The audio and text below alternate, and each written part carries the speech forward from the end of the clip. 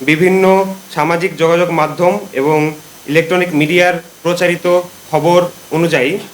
আমাদের র্যাব 10 কেরানীগঞ্জ ঢাকার একটি চৌকস আভিযানিক দল উক্ত অভিযোগের বিষয়ে কার্যক্রম পরিচালনা করে এবং আমরা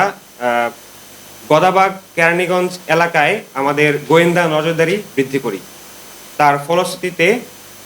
গতকাল আনুমানিক 20 ঘটিকায় র্যাব 10-এর একটি চৌকস আভিযানিক দল তথ্য প্রযুক্তি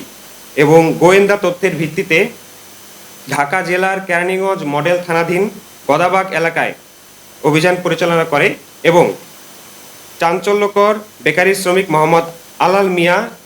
মিয়াকে আটককারী চক্রের সদস্য সৈকত সরকার, শিহাব রহমান সিন, মোহাম্মদ সজীব, মোসাম্মদ কুলসুম, মোহাম্মদ রাসেল এবং মোহাম্মদ মেহেদি হাসানকে আটক করতে সক্ষম হয়।